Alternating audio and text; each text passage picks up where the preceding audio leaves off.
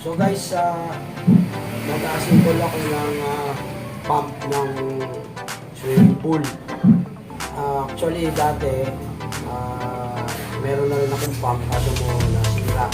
Ito kasing swimming pool na nandito sa harapan ng maliit na area lang ng garahe.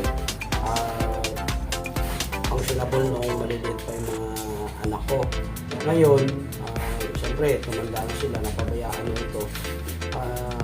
Pinirehab ko, bumili ako ng bagong pump, no? Kakalagay ito ng 16,000 para rehab ko yung pool at magagamit ulit nung aking oh no! panganay ko ay nag-asawa na at ayun, nagdadalang tao niya ng kanyang asawa. So, para maihanda ko pag dating ng panahon, no, na nagawa na yung apo namin, makakapagtakbo-takbo na, pwede na siya mailog-log na konti dito sa maliit na swimming pool. Okay, so umpisahan ko lang yung assemble.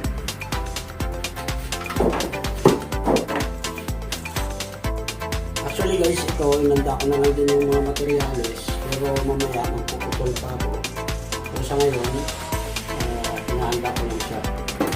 Balik na gawin ng nakinis.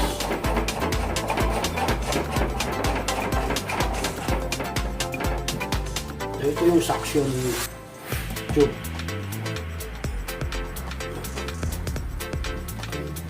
Ito yung suction niya. Actually hindi ko pinex kasi trial and error to. Temporary lang para masipsip muna yung mga nakatambak na o naimbak na tubig, no, ng ulan. Kung makita nyo mamaya marumi siya. Suction papunta sa filter, but actually dapat meron pa itong malaking filter. So hindi pa yun nakuha. Ito isa suction lang muna. Kulang pa siya ng materials pero pagaganahin ko siya mamaya.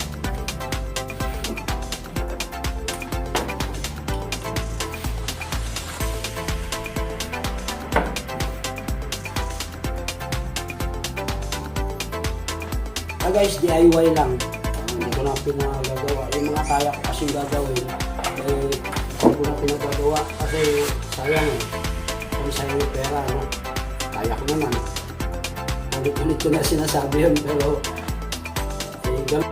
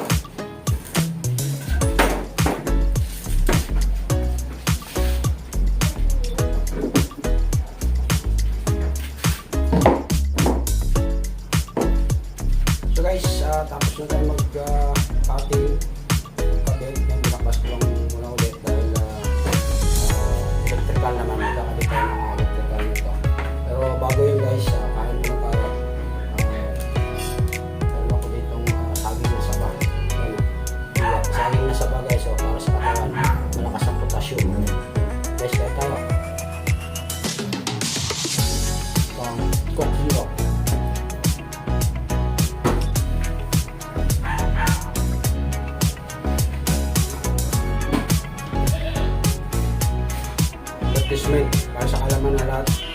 Galing nyo kumain ng saging para sa maayos na pangangatawan. Kasi sa lakas ng binibigay itong potassium, lahat halos makukontrol lang. Sugar, BP, blood pressure natin, uric. Dito ba sa saging na sabalang.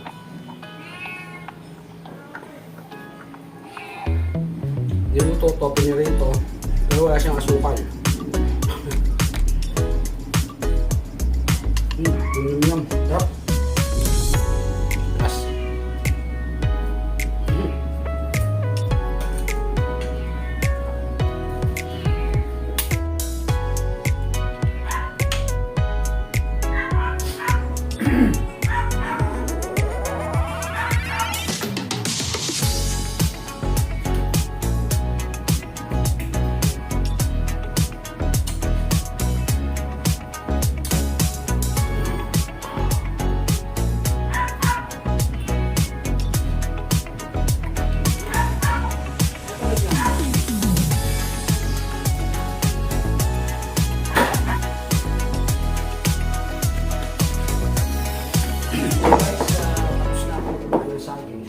No, merienda.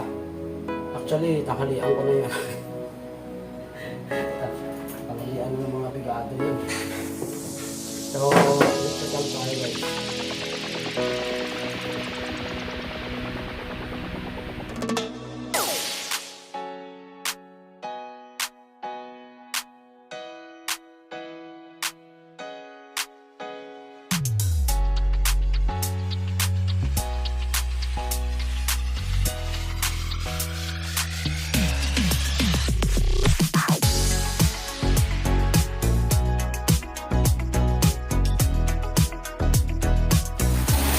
Ayan na guys, so yung ginawa ko kanina, kung makikita nyo, napakalakas ng tubig. Ininigo ko na yung tubig sa pool. Dati po nga swimming pool yan, ngayong fish pan na po. Yan. Yan na po. Temporary lang po yan. Set up na lang pagka nakakabit na mismo yung nalinis. Pag narihat na po itong swimming pool. Yan guys, DIY. DIY pala.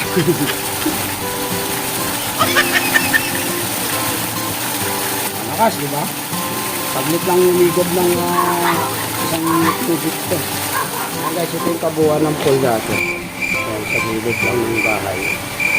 Napabayaan ng itsura, lumot, saka maruming tubig. Kung nakikita nyo guys, yung ginawa kanina na meron siyang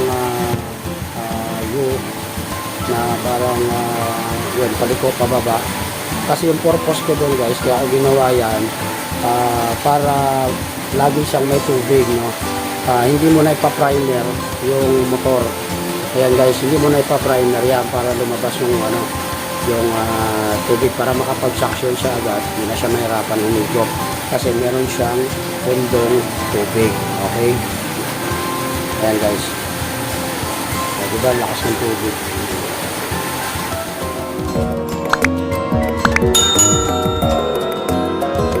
Okay guys, next video ulit. Makakita ulit kayo ng DIY. Thank you.